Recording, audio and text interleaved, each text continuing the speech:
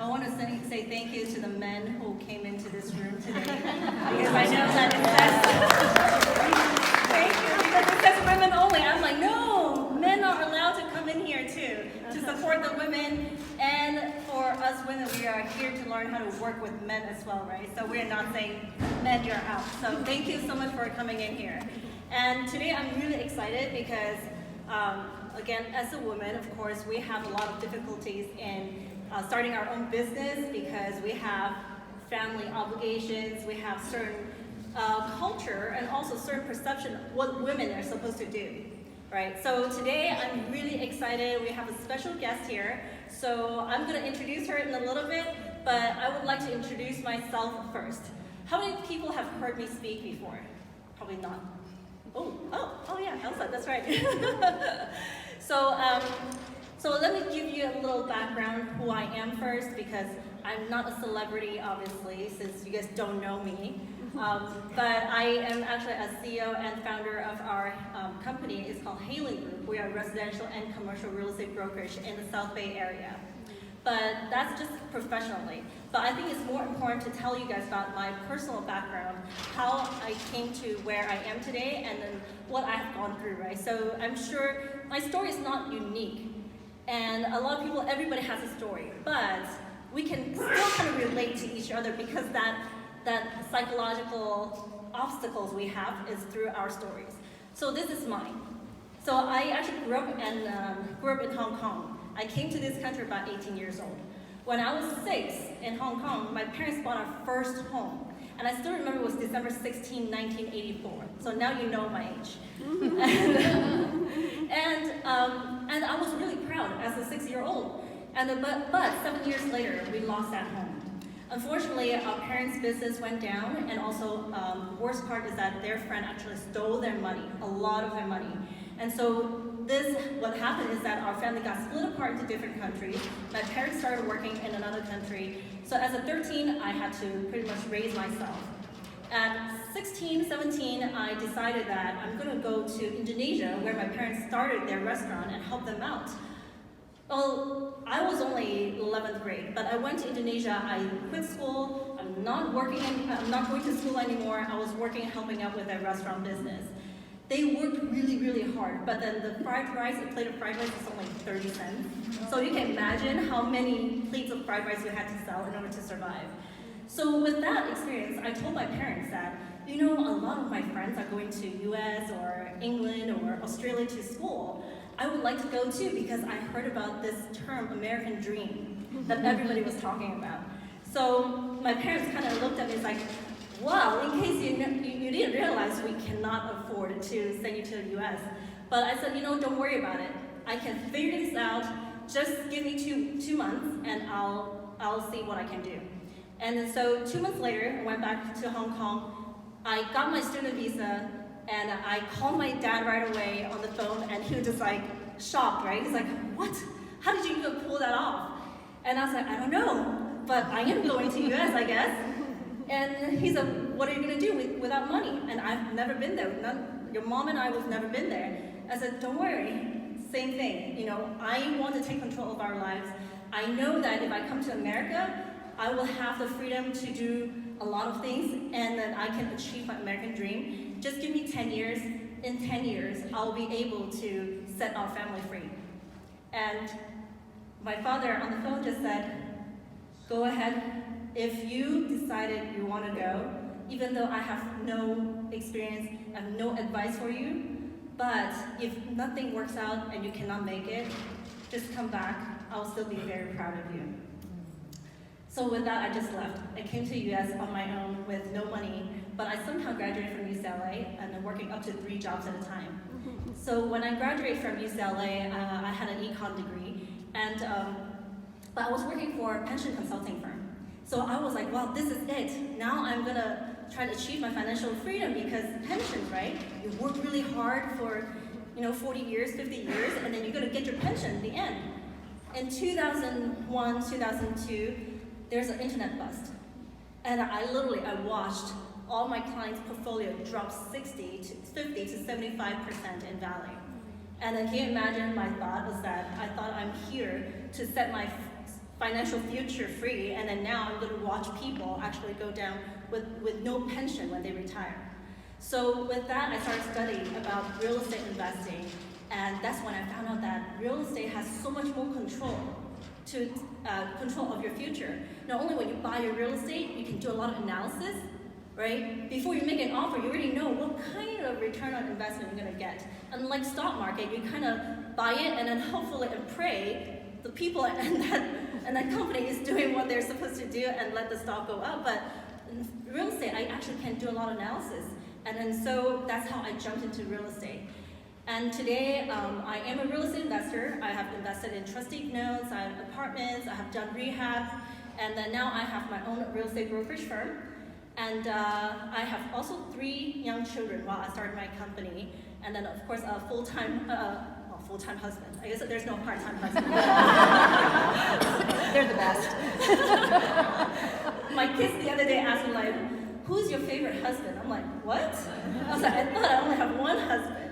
But anyway, so my husband also has his full-time job. He's not in real estate. So that's why we're here today to talk about, how women with so many responsibilities, how do we make it in our professional world?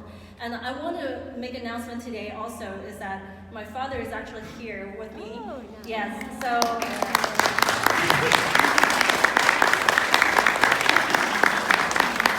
This is literally his first time watching me speak. He's never seen me speak before, so that's why I'm very, very excited about this. So enough about me. I want to introduce you though to our special guest today. I was very, very excited that I was able to invite her, Shannon Shackerly-Bennett. She is amazing. I'm not going to do an introduction. I'm going to let her talk about herself. So please welcome Shannon.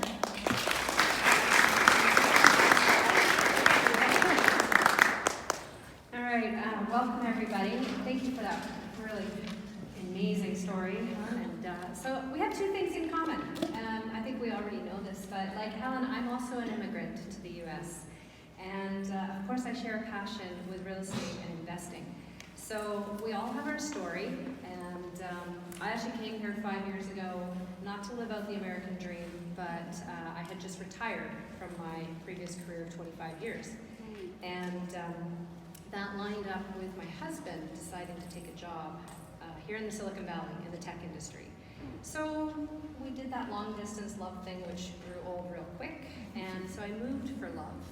And I also moved because it felt like the right thing to do, and it kind of was the American dream, but more so it was, in my view, the land of opportunities. So I had this incredible 25-year career in a large corporation that was male-dominated with primarily engineers. During that time, I had a chance to actually be a co-chair for a women's network in that corporation and brought together multiple networks from various corporations to kind of empower women to move across platforms so they could go up. And then when I came here, I thought I would stay in the utility industry, and that didn't happen. So I kind of looked around, hired up a recruiter, and they decided that they were like, well, you're a woman, you're chatty, market's coffee, head on out there, get a license. And so that's really what led me into the hotel development space, because I went and got that license and quickly realized I was never going to put a sign on anybody's front lawn. I'd never done any business to consumer type of interactions, but I was very comfortable in the business space. And having had that experience working in a male-dominated industry, it was natural for me to get into the construction industry. So that kind of landed me as a job eventually as a chief operating officer for a land development firm. And after learning everything I felt I could learn, I thought, hey, maybe I can just strike out on my own. So that's what I did, and that's what landed me with North Star Development. And I actually have 2 firms. They're sister companies. One is North Star Development, which is a full service team, and then the other one is North Star Hotel Development, which is really mainly focused on consulting around hotel construction. That's my real passion. Although development is in its whole, and investing, like Helen, is really what motivates me to get up in the morning and come here and share some of these experiences that I think are unique because of our gender and because of our industry. So hopefully that's a little bit about me. The rest is all fun. Oh, let me just grab this. There it goes. So this is how the format is going to go. Oh, it sounds louder. We're going to do some Q&A for each other, and then at the end of the 10 minutes, I'm going to ask you guys to ask us questions. If you guys have no questions, I have a lot more questions to ask. So, ready? Yep. No, actually, again, I want to say thank you, Shannon, for coming here. When I first heard of you and saw your profile, I thought it was really interesting because you're in this development and construction industry. Obviously, it's super, super male-dominated industry. And then you started your company, and your leadership pretty much is all female. So how does that happen? So it didn't happen by design, I can tell you that. Originally, I came into hotel development. There was a couple things. First, as I said, I had this recruiter who said, go get licensed and get into real estate. And then what he didn't know is that I'd already been investing privately when I came from Canada. And so I had a little experience. I had a way of analyzing opportunities. And I'd also had a little experience on the commercial side. So it's not like this was completely foreign. So when I came here, I really started to be embedded in community meant to me to get out and network. And so I took myself off to where I was comfortable. Facilities managers networks, all sorts of business and entrepreneur type networks. And it was at one of these events that I met somebody at the United States Green Building Council. And I'm in this room, this huge expo hall, very similar to what you see here. And as I'm going through, it's one booth after the other. And I'm used to it being fairly male, right? Facilities managers, they manage facilities, and they get grimy and dirty and brush with cobwebs that I wouldn't touch. So it happened to be a woman at the booth. And it wasn't just a woman working the booth. It turns out it was actually somebody in a leadership role. And it turned out that her business was, she had a very successful, or has a construction management firm. And it turned out that they had a focus solely on 5-star luxury hotels. And when we got talking, I explained to her, yeah, I'm here because I'm looking at new opportunities. I'm ready to get back in the workforce and make friends. And so she had a need for business development. And she said, come with me. And she wanted to expand widely across the nation, which we did, which was exciting. So through that, I got to meet many people that actually I had no idea would be the catalyst for me being able to form my own firm with confidence that I could. So when I decided to leave my previous land development firm and strike out, I did what everybody does, which is let your friends and your network know about the change. And one person in particular, many of them said, hey, do you need funds? Do you need projects? How can I help? But one person said, I'm going to come over to your office and I'm going to work for you. I was like, no, you're not. I'm just starting. And that person kept on coming and really persisted and really created their own role and demonstrated their own value. And that person was a woman. It wasn't because I chose to have a woman sitting there. It was because that woman chose to be there. And she chose you. Yes.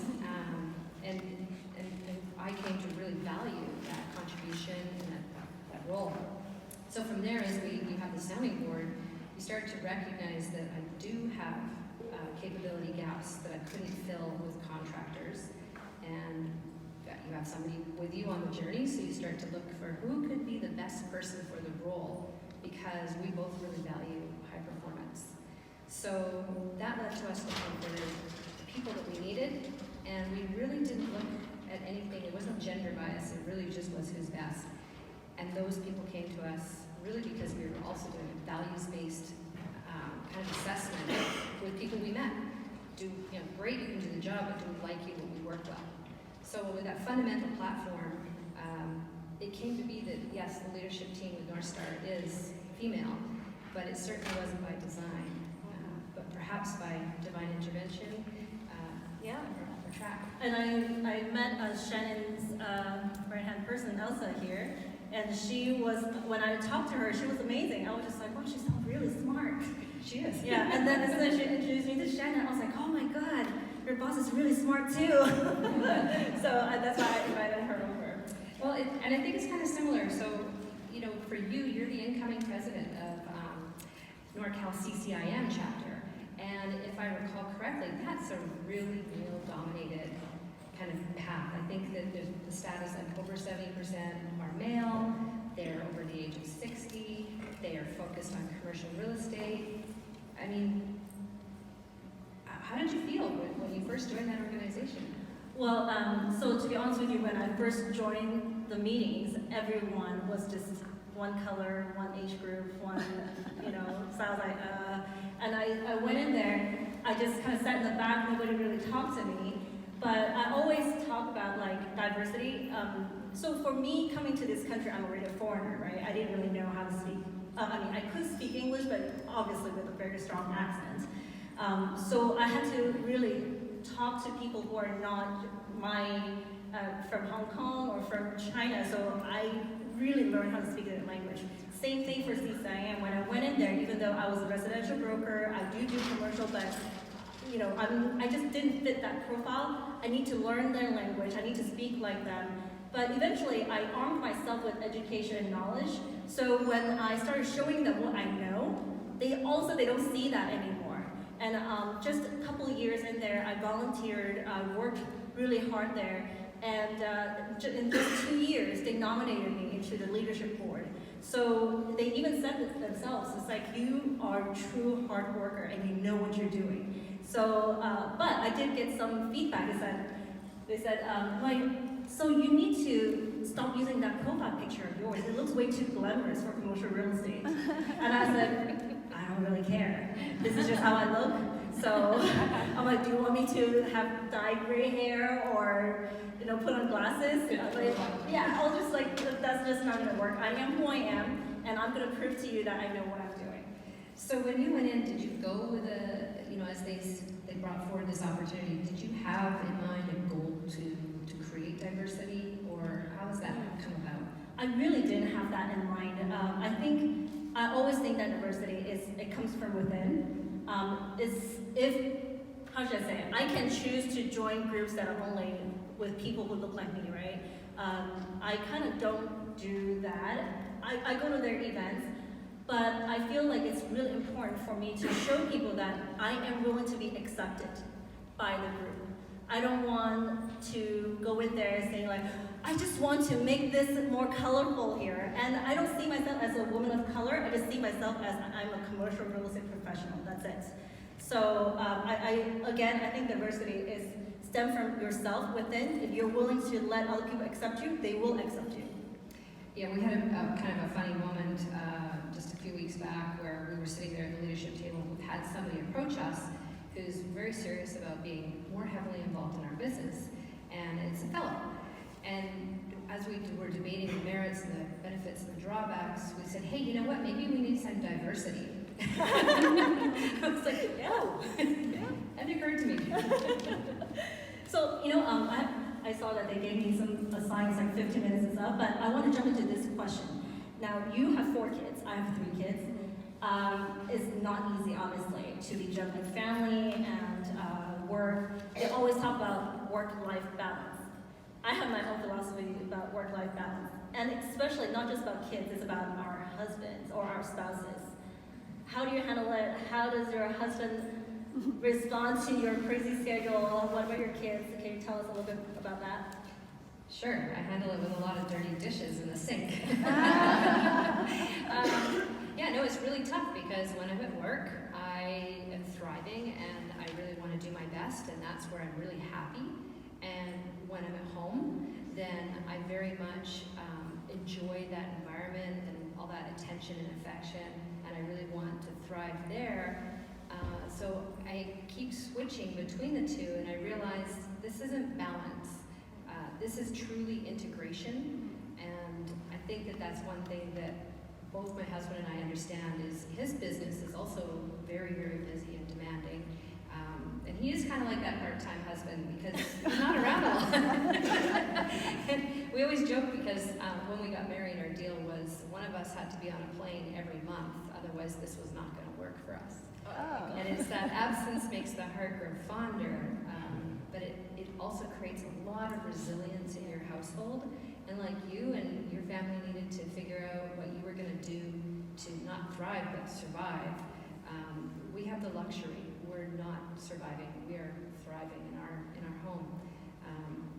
I have the absolute privilege of having a husband who's a rock star and who's so mature and understands business.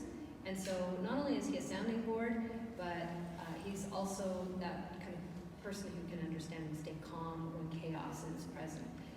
I recognize that's not the case for most families. In fact, this is my second husband, which goes to tell you I probably broke the first one trying to make that balance happen.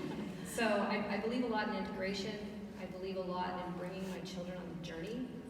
They've sat in the car and they've heard enough conference calls on that road between their activities. They've seen me break open that computer at a soccer game. They have seen us take time out from a ski trip to find me in the lodge. They understand that that's business, and they understand what I'm chasing, and they're not always supportive, and that just means you have really difficult, heartfelt conversations. Yeah. So, Yeah. You have to have that conversation with your spouse, with your kids. No matter what, I think for me is that I can choose to just stay at home with our kids, right? When I started building my business, literally, I had a 1.5-year-old, and then I had a newborn, and then basically within 3.5 years, I had 3 kids. So you can imagine how hard it was while starting the business. And so at the time, my husband and I probably really didn't talk much, but I still had to work on the weekends. So many times I would come home and I would see the whole house, everything was just like upside down. Every single room, every single like pillows is like on the floor. And then my husband's on the couch like passed out. And I was like, oh my God. But should I be mad at him? Should I be like yelling at him about that? I wanted to, but you know, he is sacrificing too. I think at the end of the day, we just have to realize work-life balance means somebody needs to sacrifice. It's either me or him or the kids or my work. If you want to be doing really well with your work, yes, you're gonna have to sacrifice some time with your kids. But what is that amount of time, or what is that amount that you need to sacrifice, right? For example, I'm not willing to sacrifice my nightly dinner with my kids. Every single night, I have to be home. There's one of the key ways that we function really well as a family, I think. No matter what the ups and downs are, that is, we have an absolute electronics-free dining table, Yes. and sometimes dinner is at 5, and sometimes it's at 9:30, and that's okay for us. Mm-hmm. And it's really about our time to come together as a family and talk about the next day and what that's going to bring to us, and connect. So I do think that that's one of those things that helps us overcome our challenges. I know my kids really value it. We're talking about 2 college kids and 2 in high school. 2 of them are girls. So the trials and tribulations are real. Yes. That's a really great point. Yeah. And I think also another thing I would point out is like with husbands, it's really hard when your wife is always out. And I same thing, I really appreciate a lot what my husband has to sacrifice. It's not always pretty, trust me. It's not like, oh, my husband's such a hero. He has his moments too. But you just have to be understanding of each other. You have to explain to him why you're doing what you're doing. You know, and so he understands, because he would say like, well, I have my career too, right? And you're gonna want to try to help him so that he will help you. And the kids, I explain to them that why I work, the reason why I work, I think that why is very important. It's not that I'm working hard so I can buy you more toys. Sorry, that's not for you guys. I'm working hard because I really want to change people's lives. So they understand that. As a matter of fact, sometimes they see me not working on the weekends, they're like, that's weird, why are you here? And I'm like, well, you don't want me to be here? It's like, well, you need to work. I'm like, okay, I'll go back to work next weekend. So, you know, one thing we didn't touch on that I know you and I had just kind of talked about a little bit briefly, and I think it's really relevant to the folks that are here, is that sense of sometimes being irrelevant. Not so much at home, definitely not there, but in that workplace. I guess they flip. Here you are, you're so critical and PhD in cleaning, for goodness sakes.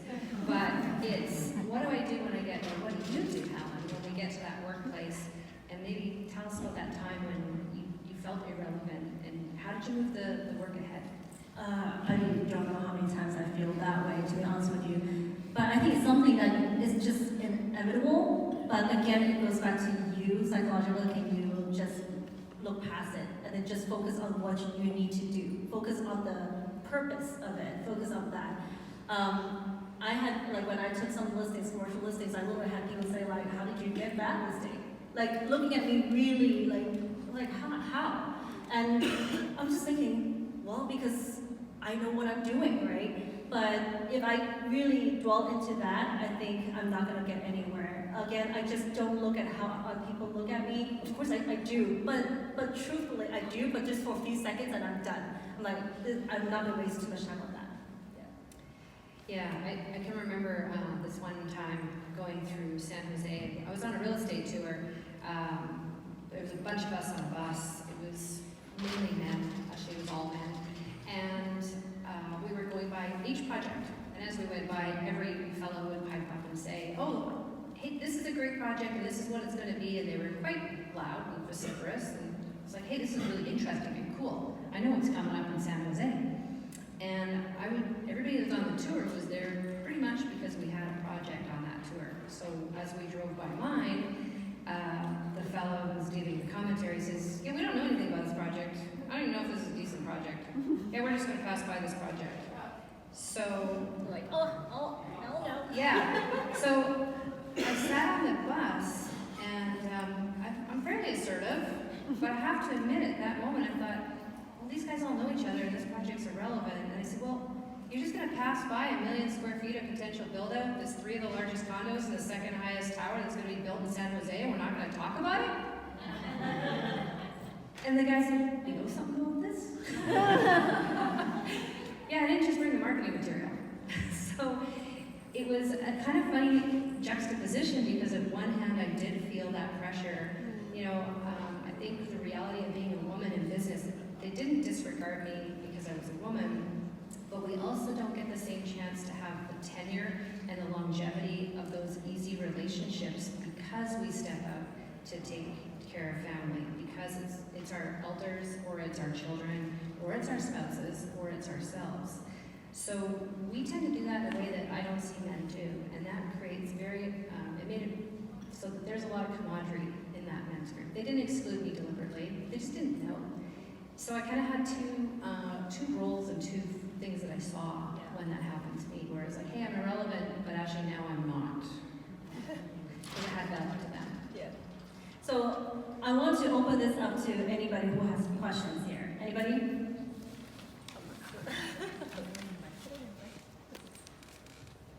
So right now I don't have any kids and I'm in real estate, and I know that when I have kids I want to focus on them, but how do you get back into it? So how is it later? Do they see you're not as committed? Do they see that, oh, now she has kids so she's not going to be as involved or whatnot? Yeah, that was actually one of my, I had to juggle between work and kids, and then also had a lot of questions about, like, should I just take time off? I think even when you're taking time off, you're gonna be still, like, studying about real estate. You're gonna still, touch on that.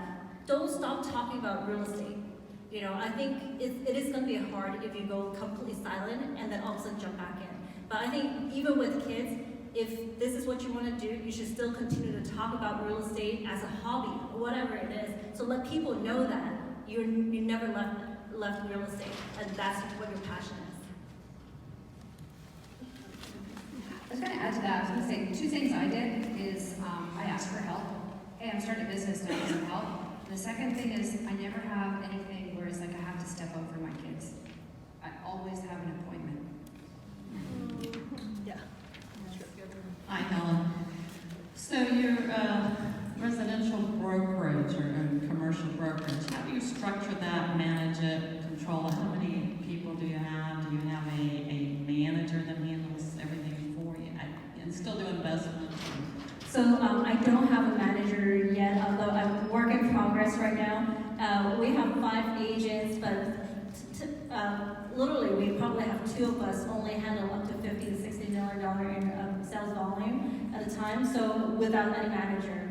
And then my team member right now, the way we structure is that we have one is focused in rehab and like fix and flips type of properties. One is like first time home buyer, and then another is like 1 to 4 units investors, and I handle apartment investing. But at the same time, we almost always partner with someone else to do, it's like we don't just do that transaction by one person, we always partner with somebody. And sometimes I even partner with other brokers to do a deal.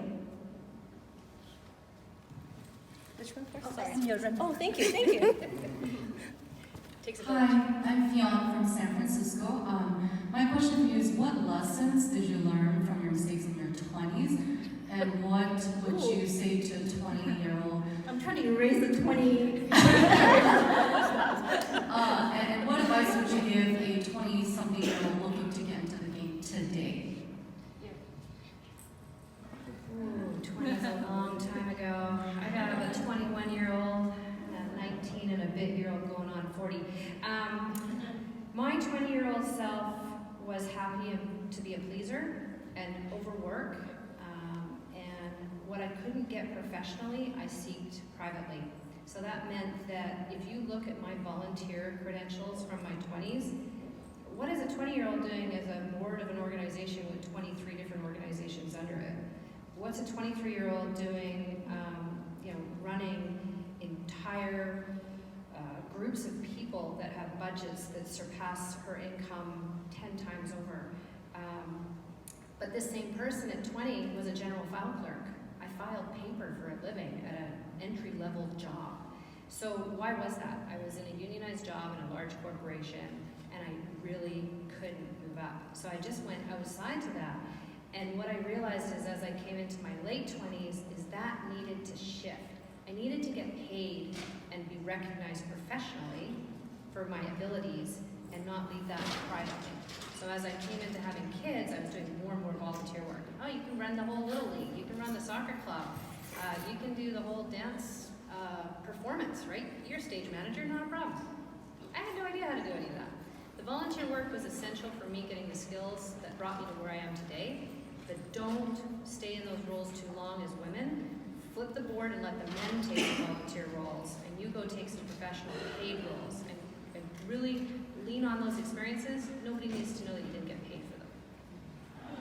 I would also add one thing is that find a mentor to work together. Just like I said, like I always partnered with somebody, and then one of them is he was still in college when he partnered with me on deals. So definitely find a mentor and partner deals with. Don't try to take everything yourself. We can only take one more question, but good news is that we're gonna have. Well, I want to show you this picture. It's like I love this all picture. the past presidents. You see something here? It's me and the presidents. We're gonna chapter. So we're gonna have a mixer, 2:15 at the Fiesta Hall. So I'll be there. My team will be there. Actually, one of them who is he has a topic about how to start real estate young. You should definitely talk to him, Anthony Wong. But I'm gonna take one more question, and I think we have to stop. Then we can talk over there. Okay? So. I think you've been raising your hand, sorry. I know, I saw you. Well, I just want to ask you, because you were in residential real estate, so what made you wanted to go into commercial real estate, and how do you prepare yourself? Okay. Prepare yourself to go into that so that you can be, beat out the other more. So how did you go from residential to commercial real estate? Yeah. So first thing first is that my goal is always like help people to build their real estate portfolio, starting from their own house, then start building their real estate portfolio, which includes apartment buildings, right? So that's why I wanted to do commercial real estate. But how I went into it is that I actually took this class called CCIM, which I've been talking about. It's an educational course. It's not cheap, but they do have scholarship. So when I first started, I was looking for scholarship to supplement the tuition. And I took all the courses, took me 4 years and 2 pregnancies. And anyway, so I finished that and I got pinned at CCIM. Once you have that pin in the commercial real estate industry, it does make a difference, right? A lot of people see you at CCIM. Only 6% of the commercial real estate professionals actually have that. One of the reasons why I want to get that pin is because because of my profile, nobody would believe that I'm in commercial real estate. So for me, now I back and said, yeah, look at my pen. Yes, I do commercial real estate. So, yeah, you definitely take a look at Stacey Daniel. I think that would be very beneficial. Yep. So, we don't have time to take more questions. I wish we could. But if you guys want to ask more questions, I'm going to be at Fiesta Hall at 2:15. Shannon, I don't know if you will be joining us.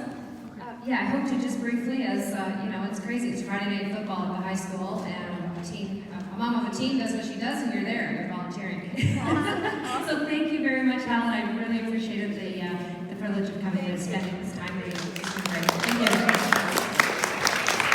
Oh, jump down that Kathleen.com schedule. If you guys want to schedule a 30-minute consultation, go ahead, go to the calendar, and then we can talk more.